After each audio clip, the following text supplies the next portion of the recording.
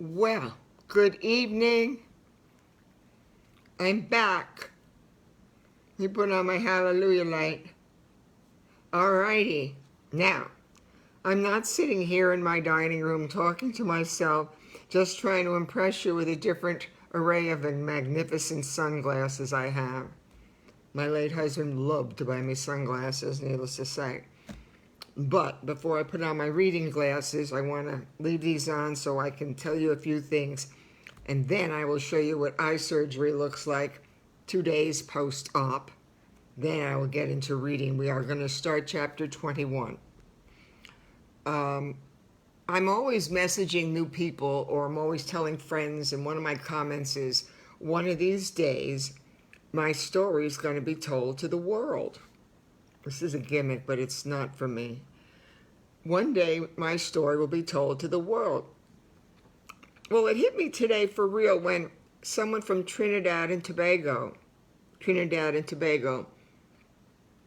viewed yesterday's non-reading. I wasn't even reading yesterday. I was just filling you in why I wasn't reading, because I had eye surgery. And then I said to myself, you know what, God? I am reading to the world. That's what's so interesting. I always think reading to the world is through this movie and this series and this big mega everything. No, I am absolutely reading on the World Wide Web. I'm reading to the world. I've got 12 countries, most of the states, and an assortment of people from other places I never even heard of that are watching, or at least viewing, or at least for 5 minutes. Thank you. I'm folding my note down.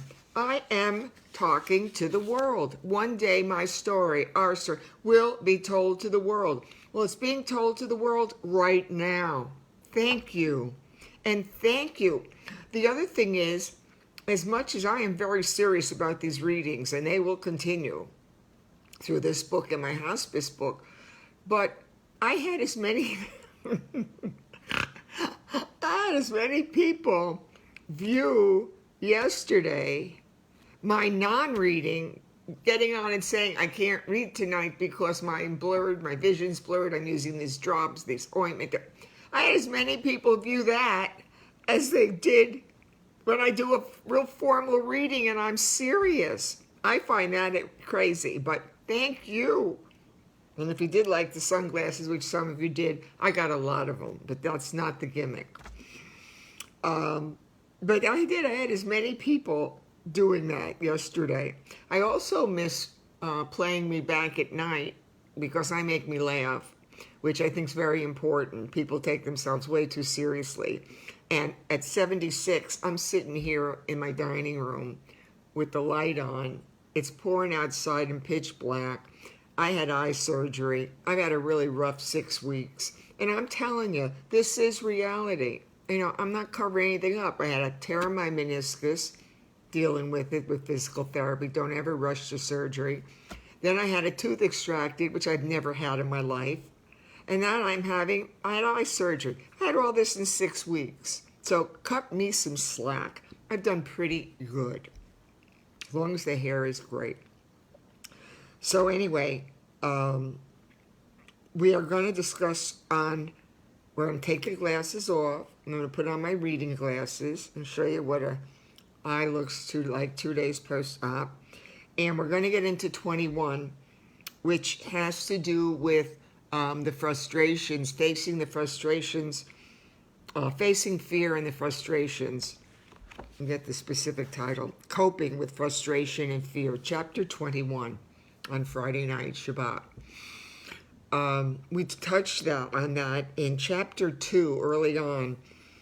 I talked about the fear factor, and again, you can all go back to April 1st or 2nd or 3rd and review all this and go through all my readings, yada yada, on SusanMintz.com YouTube channel. I think one person went on. But you can always go back. But the fear factor was in Chapter 2. And that was important because I was so afraid of HIV with Jeffrey and just so afraid of so much that could happen. So we did extensively talk about fear, the fear factor in my life on chapter 2. So you'll see that if you go back. And then there was the frustration chapter, chapter 8. And a lot of you really touched on that one. It was big. So today's reading is going to be about fear and frustration and how to cope with that. And then the rest of it is history. I'm going to do the great unveiling. Considering this is 2 days post-op, it looks pretty good. But at least I'm not blurred. You'd think this is not reality. How many people would show you this? Yeah, not bad for 2 days. But he did well, took out the sty. I only look like half a raccoon. Yesterday I was just totally dark. I couldn't even see. So that's the story. Now I'm going to put my reading glasses on. I can't even open up my right eye a lot, but it's fine. So, here we go. Hi, everybody. It's really me again, reading. I'm so glad I missed you all. I miss doing it. That's the issue, is I miss doing it a lot. I got so used to doing it and loved the comments and just love knowing that I'm telling my story to the world on the World Wide Web, to people I don't know, people who don't know me. But they tuned in yesterday as much as they did to a reading, and I didn't read anything yesterday. I don't think it looks all that bad now. You should have seen it yesterday. It was horrible. At least I can see. Thank God for seeing. Don't you ever take any of your health for granted. It's so precious. All right. Are we ready? Chapter 21. It's Friday, May 20th, chapter 21. Coping with frustration and fear. There's not one person in this world who hasn't at some point coped with frustration and fear. If you haven't, you're dead. You're not alive. You haven't been born yet. This is life. This is real life. Where I am, what I've been through, what most of you have been through, it's called real life. So share with your friends, your family, your colleagues, share with people you don't even like, because you don't know whose life you may be touching and helping or saving. Good, I've got time. Quote, all right, we're in chapter 21, coping with frustration and fear. Quote, my emotional foundation is on the verge of collapse. The simplest tasks have now become difficult, complex chores, end quote. And throughout the book, there has been times that I've been okay. Through my life, there's been times I've been okay. There's other times I don't have a clue, and I don't have it together at all. And that's the way it should be. God gave you an awful lot of emotions and feelings. Use them when you're supposed to use them. I've had fear too much in my life I didn't need to. I've had guilt too much in my life when I didn't need to have any. I've had, what was the other one? Worries. I've worried about things that have never happened. But that's the way I'm wired, and maybe most people are too. Guilt, worry, all of it. But this one is, quote, my emotional. This is, I said, getting toward the end. We only have a few more chapters, so things are getting down there now. Quote, my emotional foundation is on the verge of collapse. The simplest tasks have now become difficult, complex chores. July 1994. Dear Jeff, oh, here we go. I've been writing in my journal a lot more. The chills come when I start talking about writing, people. I was born to write. I was born for it. And if I can help any of you deal with it, I'm here. Ask me your questions. Email me.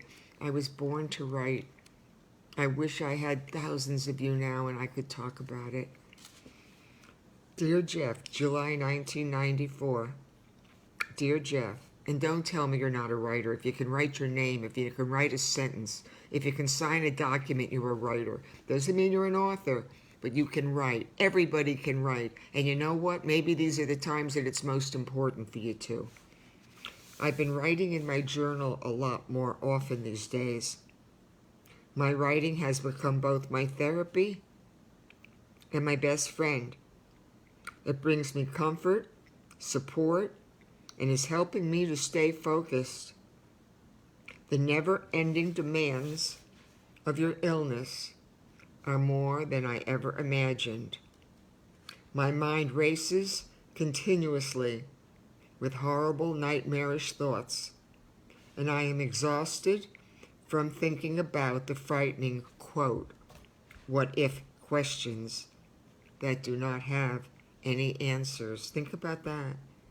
You're exhausted from thinking about the frightening, quote, what if, end quote, questions that do not have any answers.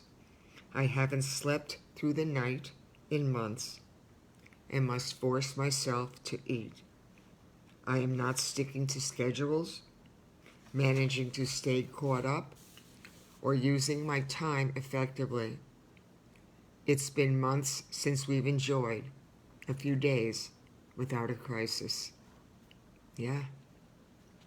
I am not meeting my own, remember one chapter was taking care of myself. Sometimes I was able to, and I tried. I try hard to take care of myself. But during this time, it was exceptionally hard. He came first. His parents were important, but he came first. I am not meeting my own personal needs, and my emotions are raging out of control. I am blowing the smallest things out of proportion, and my coping mechanism is overwhelmed, overloaded, and I do not know when I will explode. You see why people can sometimes reach their boiling points and they don't know how to get it out? Write it out. Don't do some other terrible things. Write it out. When you're ready to explode, grab it. Grab your iPad. Grab your laptop. Grab a pen. Do you know how good it feels to hold a pen in your hand? There's something so powerful about a pen. I grew up on a typewriter before I even had a pen, but a typewriter, an archaic device that got me through my schooling, got Jeff through his stuff. I didn't have an electric typewriter or any of this stuff. Pick up a pen, hold that instrument in your hand. It's power. It'll give you power. I am blowing the smallest things out of proportion. My coping mechanism is overloaded, and I do not know when I will explode. I find myself withdrawn and depressed one moment and responding aggressively the next. I am anxious, uncertain, and fearful that I will react instinctively and make hasty decisions that will be wrong or cause you further suffering. My reactions, attitude, and mood swings are unpredictable because I am frustrated and I am afraid. I do not think I will ever have the energy or desire to have fun again. When I read my Hospice Stories book, they're all incredibly motivational and powerful. There's nothing sad about them. They're just, I think they're great. But that was one of the things that was mentioned. Somebody said, I was in the care center making a pot of coffee, and someone came in, and I could tell that they were really distraught. And they looked at me. I said, can I help you if you want a cup of coffee with me? And then they said, will I ever smile again? Or will I ever... Oh, I just asked him not to drop something. I said, he said to me, will I ever smile again? Or will I ever have fun again? And that's when I can relate. I will tell their story first, and then I will tell you mine at the end of it and how I could relate to that. And that's why the hospice book is so good, because there's 24 stories of people. In the first part of that book, of the story is theirs, the first part. And then I go into why I could understand it. I could understand anything you said to me now. So I do not think I will ever have energy or desire to have fun again. You will. One day you'll find yourself laughing or smiling. You'll see. Over the years, we faced many difficult situations and went through some pretty rough times. But we were able to meet our challenges because we were very capable and competent in making decisions. We were frustrated due to the uncertainty of our decisions and frightened because of the unknown outcome. However, our fears and frustrations vanished once we dealt with the problem and moved on. And that's another thing. When you know you're faced with something, it doesn't really help you to go on and on and on in your mind and make yourself crazy over it. Make a decision. May not be the right one, may not be the best one, but make a decision and get it out of your head. That's what I say with write it out. It's like, I don't know what I'm doing right now, but I know I have to write. I don't know if this decision is right or wrong. I'm not sure what I have to do. The power of the pen. We were frustrated due to the uncertainty of our decisions and frightened because of the unknown outcome. Important, our fears and frustrations vanished once we dealt with the problem and moved on. But the challenges and obstacles we faced before were nothing compared to the ones we were dealing with now. I am terrified every day of what might or might not happen, and frustrated about why something did or did not. Good. It feels so good to read again. I missed you last night. I really missed you. I missed me. I still miss me when I have to look at me, but I'm okay.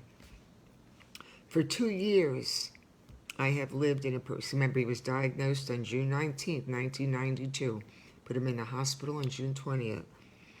For 2 years, now it's July. For 2 years, I have lived in a perpetual state of fear and constant stress and strain. It has taken my toll on my physical, mental, and emotional well-being. These are the 2 years that he's been ill. For 2 years, I have lived in a perpetual state of fear, and the constant stress and strain has taken its toll on my physical, mental, and emotional well-being. The tension I am under every day is agonizingly painful. I am finding it more difficult to adjust to the sudden, unexpected changes happening to you. My ability to cope and my emotional stability is being influenced and determined by everything from the weather, money issues, traffic delays, or canceled doctor's appointments, and timing, as well as fear and frustration, has made simple, everyday routine situations more complicated and sometimes dangerous. Let me go over that again. My ability to cope and my emotional stability is being influenced and determined by everything from the weather, money issues, traffic delays, or canceled doctor's appointments, and timing, as well as fear and frustration, has made simple everyday routine situations more complicated and sometimes dangerous. We were in uncharted waters. That's how it was. Hi, Wendy. We were in uncharted waters. Neither of us knew what we were going to do next, and the disease was playing out exactly the way it wanted to. Timing is the number one factor determining whether the uncertainty and instability of a situation will be either tolerable or unbearable. I'm going to be repeating a lot more of this as we continue because some of this is so important. For those of you who are experiencing long-term illnesses with family, for those of you who have been through COVID for a couple of years and still now going to be dealing with variants perhaps, for those of you how in general who are dealing with your own health issues or family problems, timing is the number one factor determining the uncertainty and instability of a situation. Will it be either tolerable or unbearable?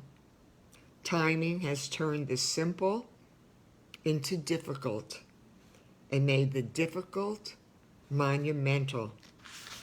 I have spoken about that so many times, about that, how the simplest tasks became so difficult, and I didn't know if I was making the right decision. You don't know. You just have to make one. I'm going to read one more paragraph. Timing has turned the simple into difficult and made the difficult monumental. As your wife, caregiver, and friend, I was on call 24 hours a day. I used to say that, quote, when you were all right, so was I, end quote, because it was nearly impossible to take care of you and myself at the same time. However, your 3 hospital stays with pneumonia were the most difficult and stressful times I faced. What made them even more frightening was that their uncertain outcomes could possibly be tragic ones. When I was home alone, I went about my work, handled my responsibilities, and functioned. I performed like a robot because everything I thought about or did revolved around you in the hospital. I could not eat or sleep because I was running back and forth at all hours of the day and night. I yelled at everyone and constantly cried. I couldn't make the simplest decisions about stupid things like what I should wear. Should I stay over with you? Should I bring your parents? I could not handle the dozens of unanswered, quote, should I, end quote, questions, because simple wasn't simple any longer. That's where we stop. Got it? Stop and go on Saturday. Well, I hope the same amount of people that tuned in last night for me not reading view it tonight or tomorrow. But whoever is, I am reading my story and telling my story to the world.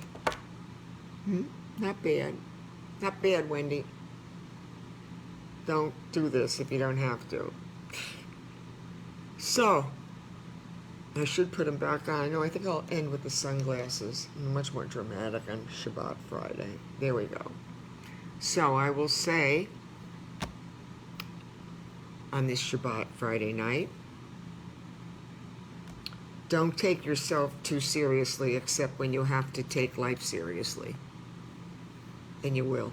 There's times in everyone's life when you're going to have to take life seriously. There's no wrong or right.